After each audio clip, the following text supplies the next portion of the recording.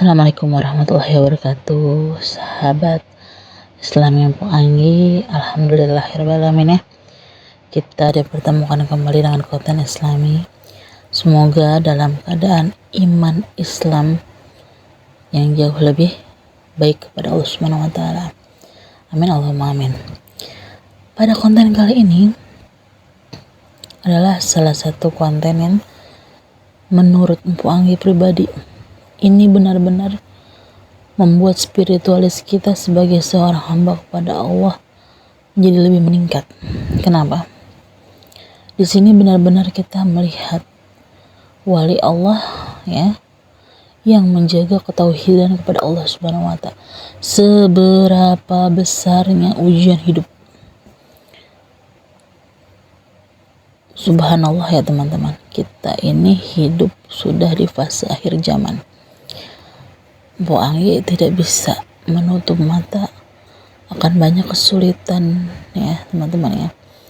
Banyak sekali yang mengeluhkan sekarang tuh serba sulit. Saya pun merasakan dampak. Wahai sahabat-sahabat Islam Empu Anggi, rahmati Allah Subhanahu wa taala, ingat ya, seberapapun sulitnya ujian hidup, jangan pernah melepaskan ketauhidan kita kepada Allah Subhanahu wa taala. Disinilah justru ya teman-teman ya, kita harus benar-benar memasrahkan diri kita pada Allah Subhanahu wa taala sebagai bukti bahwa tiada daya dan upaya selain kepunyaan Allah Subhanahu wa taala. Oke, kita langsung lanjut ke materi. Nabi Musa alaihissalam ya. Nabi Musa ini teman-teman ya, diutus oleh Allah Subhanahu wa taala untuk menyampaikan wahyu ya. Menyampaikan wahyu kepada siapa teman-teman? Kepada Raja Firaun, agar membebaskan Bani Israel dari perbudakan dan penindasan. Kira-kira tugas itu berat dari Allah Subhanahu wa taala? Mungkin bagi kita nih nanti ya di akhir zaman, aduh, Masya Allah nih Empu Anggi aja ya, sholat 5 waktu aja kadang merasa kayak kok sempit amat, baru gue subuh udah johor asar, mulai hidupnya. Pantes ya Empu Anggi ini ditaruh sama Allah di makhluk akhir zaman. Coba kalau di awal zaman, gimana harus menyebarkan syariah Islam. Wah ya, Masya Allah. Nah, Raja Firaun ini terus teranglah sangat tidak suka dengan ya misi baik Nabi Musa alaihissalam untuk mengembalikan dan membebaskan Bani Israel dari segala penindasan yang dia buat sendiri. Raja Firaun ini ya teman-teman ya, diberikan oleh Allah kelebihan hidup. Pertama dengan kekayaannya ya, dia punya apa aja, dia bisa memerintah dengan kerajaan yang besar ya. Dan apakah Nabi Musa alaihissalam ini takut? Tidak ya, bagi dia adalah, ingat ya, tugas dia adalah bagaimana caranya Bani Israel ini lepas dari segala kesulitan hidup yang dibuat oleh Raja Firaun pada saat masanya ya. Allah pun tidak tinggal diam teman-teman. Nabi Musa itu diberikan oleh Allah mukjizat ya, atau kelebihan melalui tongkat yang bisa berubah menjadi ular besar dan tangan yang bercahaya. Itu bukti mukjizat Allah Subhanahu wa taala untuk Nabi Musa. Untuk apa teman-teman? Segampang, simple, untuk Allah menunjukkan kekuasaannya kepada Raja Firaun. Didakwai secara baik, dinasihati, bahkan istri Raja Firaun pun menyembah Allah Subhanahu wa taala, tidak menggoyahkan kemurtatan atau kefasikannya Raja Firaun terhadap Allah Subhanahu wa taala. Firaun tetap keras kepala ya, tetap nggak mau menyembah Allah Subhanahu wa taala. Bahkan telah diutus secara khusus Nabi Musa alaihissalam ini teman-teman ya, untuk menyadarkan beliau pun beliau tidak akan mau, gitu kan. Lalu apa yang Allah berikan? Jelas setelah tidak bisa diberikan secara kelemah lembutan, Allah akan berikan teguran yang keras, ya, sebagai hukumannya Allah mengirimkan serangkaian bencana kepada Mesir, ya, pada kaumnya Raja Firaun yang tidak mau menyembah Allah, termasuk untuk Raja Firaunnya. Pertama, kekurangan makanan sama Allah. Makanya kalau akhir-akhir ini kita hidup di akhir zaman ini merasa, aduh, kok ekonomi sulit ya, kok rasanya beli ini beli itu susah. Ayo teman-teman, kita bergegas, jangan saling tuding. Mungkin ada salah satu sifat kita nih ya, yang seperti bola salju yang membuat Allah itu tidak lagi hidup karena apa yang kita cari. Nauzubillah min dzalik. Kita introspeksi diri masing-masing, termasuk wangi, ya. Lalu Allah kirimkan apa lagi teman-teman? Dikirimkan belalang, ya, darah dan berbagai bentuk penyakit. Supaya apa? Satu, supaya sadar, ya, supaya sadar begitu tegasnya Allah kepada Raja Firaun. Bencana datang bertubi-tubi menimpa rakyatnya. Firaun tetap kata Firaun, apa gunanya gue jadi raja? Dia nggak mau rakyatku udah nggak ada yang dibudak dia, Bani Israil adalah ajaran besar nih. Berapapun kuatnya seseorang yang dipimpin oleh dia, dengan tidak kejar tidak ada yang membantunya, nggak akan bisa. Nah, itulah akhirnya teman-teman ya, sifat dasar seorang hamba beda sama membebaskan Allah itu mampu berdiri tegak tanpa bantuan bencana yang parah. Terdesak lagi di tengah kegalauannya ya, Nabi Musa mau ngambil langsung Firaun ini mengambil strategi nih, lagi dilepasin ya. Kita masih ada kesempatan, mereka belum jauh kejar meninggalkan Mesir. Nabi Musa alaihissalam beserta rakyat Bani Israil yang menuju tanah yang dijanjikan oleh Allah Subhanahu wa taala.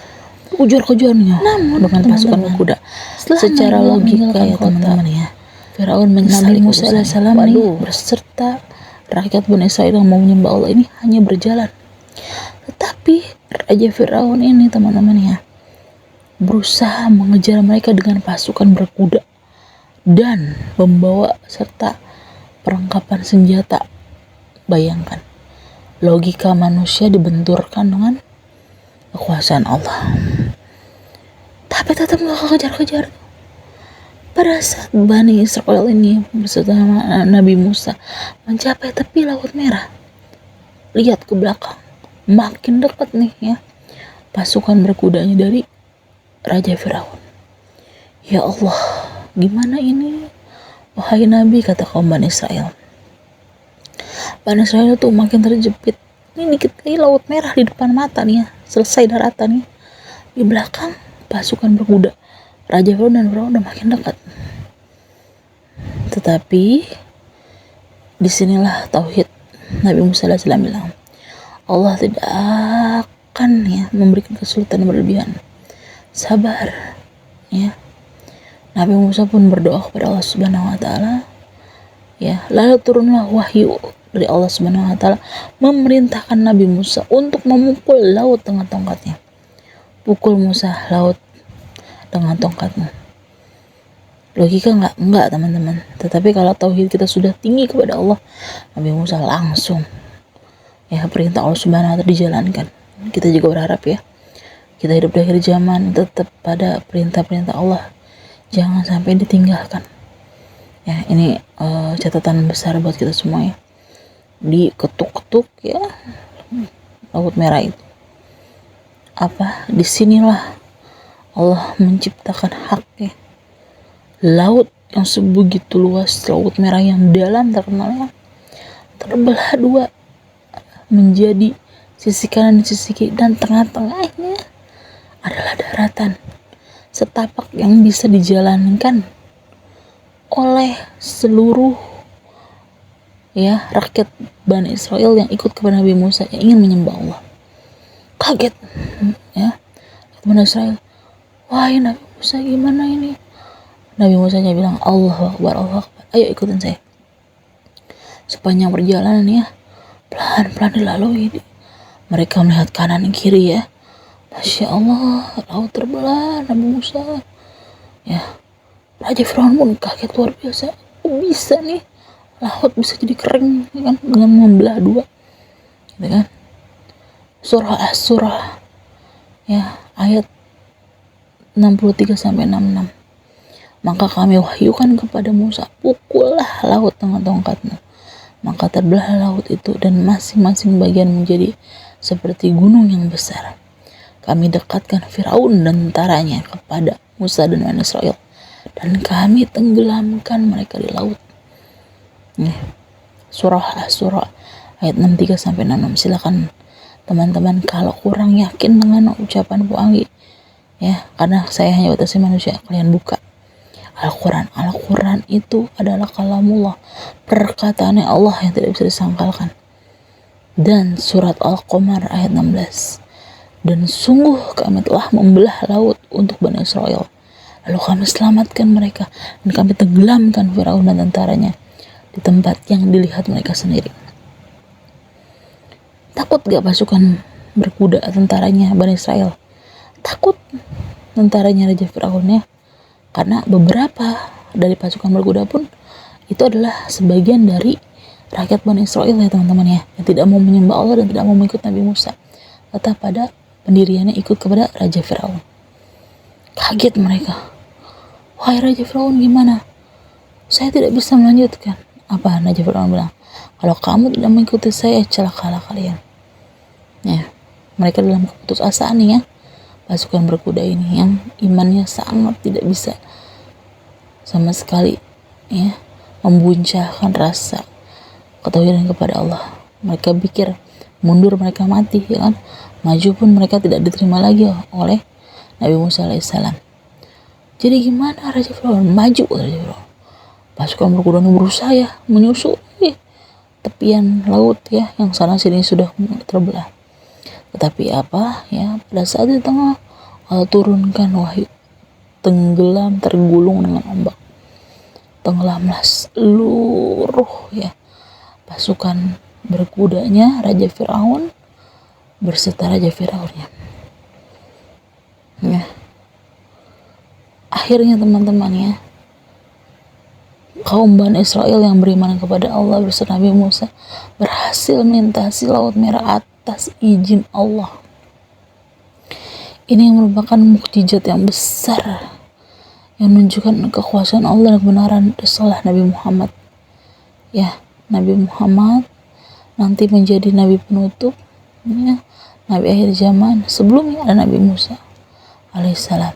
Ini adalah rangkaian dari indahnya agama Islam. Jadi ini menguatkan iman Bani Israel bahwa hanya Allah yang mampu menolong kita semua ya. Nah, setelah peristiwa melewati Laut Merah itu, sama Allah Laut Merah kembali tutup lagi, kembali menjadi laut yang tidak terbelah. Nabi Musa dan Bani Israel itu mengembara di gurun selama 40 tahun. Selama masa itu mereka mengalami tetap kesulitan dan ujian hidup, termasuk kekurangan makanan minum. Tetapi apa teman-teman? Mereka tidak pernah mau putus asa terhadap apa teman-teman? Terhadap pertolongan Allah Subhanahu wa taala. Kisah ini sengaja benar-benar saya rangkum ya teman-teman, dengan sebenar-benarnya Al-Quran dan hadis ya.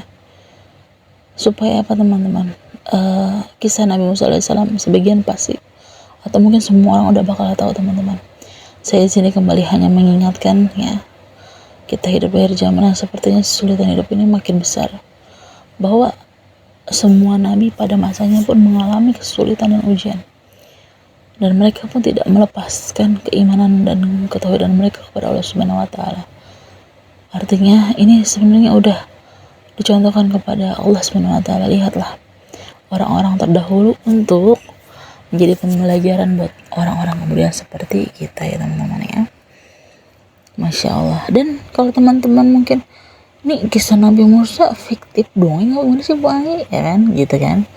Mungkin ada salah saudara kita yang tidak seiman, atau mungkin ada orang-orang yang masih menyaksikannya dengan kisah Nabi Musa, apa ya bisa membelah lautan, silakan kalian googling. Sekarang tuh udah media sosial media tuh banyak, bisa nge-googling segala macam, cek aja bukti Laut Merah terbelah dua. Wah, nanti di situ saya yakin teman-teman akan tercenang lebih dalam lagi dengan besar Allah Subhanahu wa taala ya. Karena semua yang terjadi ya di agama Islam ini bukan sebuah rekaan atau cerita yang diulang-ulang saja, bukan. Semua adalah bukti nyata kebesaran Allah Subhanahu wa taala. Alhamdulillah akhirnya kita sampai di akhir video ini. Jika ada kebaikan dari video ini pasti datangnya dari Allah Subhanahu wa taala. Jika ada yang salah, kurang, tidak berkenan, kayaknya nggak yakin, nggak apa-apa, itu semua datangnya dari Empo Anggi ya. Silakan share ke media sosial yang kalian punya, diperdengarkan dan dipertontonkan kepada keluarga kita, anak-anak kita, saudara-saudari kita, pasangan kita ya, konten Empo Anggi semoga bisa menjadi amal jadi ya. Wassalamualaikum warahmatullahi wabarakatuh.